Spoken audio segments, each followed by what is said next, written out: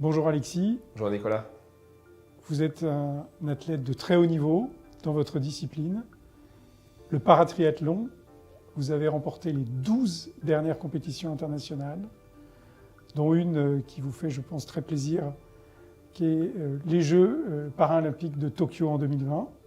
Qu'est-ce que cela représente pour vous ? C'est une concrétisation énorme. C'est vrai que j'ai beaucoup contribué à gagner ces titres, mais voilà, le triathlon c'est quand même un sport très énergivore. C'est un sport très complet. La natation, le vélo, la course à pied, ça demande vraiment une exigence quotidienne pour atteindre ces objectifs-là. Et c'est vrai que voilà, j'étais déjà un athlète comblé d'être champion d'Europe, champion du monde plusieurs fois, mais là, voilà, le Graal c'était pour moi de remporter les Jeux paralympiques de Tokyo avec ce contexte un peu particulier de Covid, etc.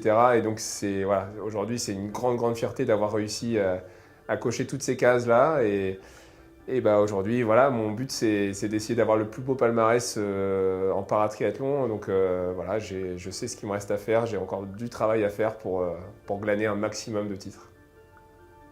En 2010, vous étiez maçon.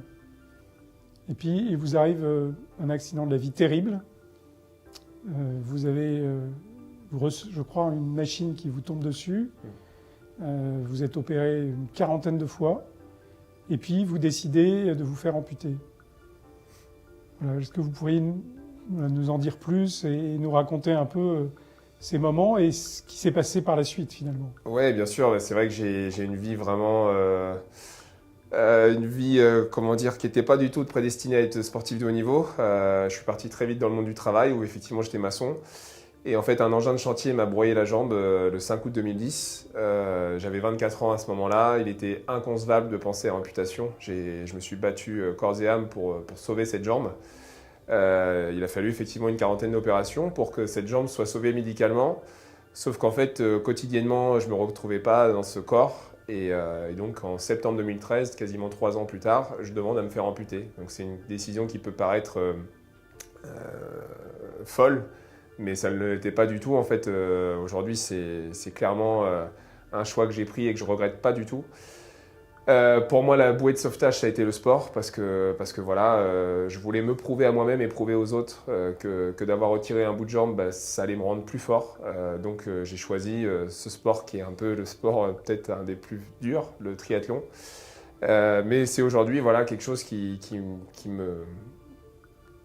m'apporte énormément. Je suis très épanoui dans ce que je fais. Et le message que je veux faire passer, moi, c'est que ça n'arrive pas qu'aux autres. Un accident, ça n'arrive pas qu'aux autres, mais aussi la réussite, ça n'arrive pas qu'aux autres. C'est-à-dire que moi, je me suis épanoui dans le sport, mais ça aurait pu être dans un autre métier, dans un autre univers. Donc en fait, voilà, j'ai envie de prouver aux gens et de leur passer ce message, de croire en leurs rêves, que tout est possible. Ça n'arrive pas qu'aux autres. Enfin, plus particulièrement, parce que vous dites ça très naturellement. Donc, et en plus, avec le sourire, on sait ce que c'est que le triathlon. Et en plus, le triathlon, pour un athlète auquel il manque une jambe à l'époque, vous auriez pu choisir de faire du ping-pong, du badminton et de la course à pied traditionnelle. Le triathlon, c'est la barre au sommet. En fait, pour moi, le triathlon, effectivement, c'est un des sports les plus exigeants. Donc c'est à ce moment-là, en fait, quand je demande à me faire amputer, j'avais vraiment envie de me prouver que j'étais capable de faire encore des choses importantes, des choses dures. Moi, j'aime le goût de l'effort, en fait, dans le sport. Je ne fais pas du sport pour m'amuser, je fais du sport pour gagner. Donc du coup, j'avais vraiment cette envie de compétitivité, entre guillemets, de retrouver.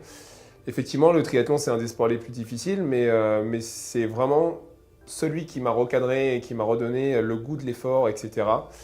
Et moi, en fait, pour la petite histoire, c'est qu'en fait, aujourd'hui, je suis triathlète avant d'être paratriathlète. Donc quand je fais une compétition, je fais la compétition pour être le meilleur. Et c'est pour ça que je fais des courses avec les valides. Donc les valides, c'est les gens avec leurs 2 jambes, leurs 2 bras. Et quand je prends le départ de ces courses-là, c'est aussi pour être le meilleur. C'est pour être le premier. Je veux faire oublier, entre guillemets, le fait que j'ai justement une jambe en moins vis-à-vis d'eux, ce qui est censé me rendre moins fort. Moi, c'est une excuse pour justement essayer de me confronter à eux et de donner toujours le meilleur. Donc voilà, le triathlon, pour moi, c'est ça aussi. C'est un vrai sport d'accessibilité parce qu'aujourd'hui, on peut faire le départ d'un triathlon avec différentes pathologies. Ça pose pas de problème, quoi. Alors aujourd'hui, le sport représente une place très importante dans nos sociétés. Qu'est-ce que cela représente pour vous particulièrement? Pour moi, le sport, c'est primordial. En fait, il y a souvent le slogan «manger, bouger» qui est repris par les plus jeunes. Mais à mon sens, voilà, le sport, ce n'est pas que du sport de haut niveau. Le sport, c'est la pratique pour tous, pour moi. C'est de l'accessibilité, c'est de l'inclusion, c'est de la diversité. Voilà, il y a tout sport qui existe pour que chaque athlète, j'allais dire, maintenant chaque enfant ou chaque participant puisse s'épanouir dans le sport. Donc c'est vraiment pour moi quelque chose d'essentiel. Le sport pour moi c'est essentiel. Je sais que le Crédit Agricole, du coup, vous êtes vraiment mobilisé aussi au niveau du sport. Vous avez un label Sport École de la Vie. Est-ce que vous pouvez m'en dire un petit peu plus du coup? Oui, alors le sport comme école de la vie, et ça fait exactement écho à ce que vous venez de dire. D'abord, c'est l'apprentissage de la diversité. Quand on fait du sport, et en particulier quand on est plutôt jeune, on est dans des équipes, on est individuel, mais on rencontre tout type de profil, et c'est absolument essentiel dans nos sociétés. C'est l'apprentissage de l'humilité, parce que le sport, c'est des rires, des plaisirs, mais c'est quand même beaucoup, beaucoup d'échecs au départ. Donc, et c'est important de rebondir pour ces échecs. C'est l'apprentissage de l'effort, de l'effort durable. C'est l'esprit d'équipe. Et toutes ces valeurs-là, on le retrouve dans une entreprise comme la nôtre, Crédit Agricole Normandie-Seine, et plus généralement dans le groupe Crédit Agricole. Voilà, on en fait une sorte de mantra. Et à ce titre, vous parliez de diversité, on a décidé d'intégrer des jeunes sportifs. Et depuis 2015-2016, on a un partenariat avec l'association pour l'éducation par le sport, la PELS, qui nous permettent d'aller détecter des jeunes sportifs qui sont très souvent issus d'un certain nombre de quartiers plutôt défavorisés. Et ces jeunes sportifs, on a eu l'idée finalement assez saugrenue de prime abord, qui était un vrai challenge, c'est d'en faire des banquiers. Et on a intégré aujourd'hui, avec l'ensemble des caisses régionales, une quinzaine de caisses régionales, plus de 300 jeunes qu'on a pu réinsérer. Donc près de la moitié aujourd'hui sont des banquiers. Et ce programme, il illustre aussi ce qu'on aime dire au Crédit Agricole, qu'on agit pour l'égalité des chances et qu'on lutte contre toutes les formes de discrimination. Et dans ces formes de discrimination, il y a bien sûr le handicap. Vous êtes handicapé, mais vous n'aimez pas qu'on parle de handicap, vous aimez plutôt qu'on valorise votre différence. Est-ce que vous pouvez en dire plus ? Oui, bien sûr. À mon sens, aujourd'hui, je suis clairement pas quelqu'un d'handicapé. Et ce mot handicap, je pense qu'il est plus approprié à notre société aujourd'hui. D'ailleurs, je préfère vraiment parler de différence plutôt que d'handicap. Par exemple, j'ai une petite anecdote. Vous allez avoir une situation concrète où vous avez une ampoule au plafond qui est grillée et vous avez vos deux jambes, vos deux bras. Moi, je suis censé être handicapé, j'ai une jambe en carbone. Il va falloir monter sur un escabeau pour aller dévisser cette ampoule. Sauf que vous avez le vertige. Je confirme, donc ça tombe bien. Voilà, alors que moi, du coup, j'ai pas du tout le vertige, donc je vais monter à cet escabeau pour dévisser cette ampoule. Et en fait, sur cette situation concrète, qui est le handicapé de l'autre? Vous voyez? Donc pour moi, le vrai handicap, c'est la notion psychologique de vous dire je peux faire telle chose ou telle chose.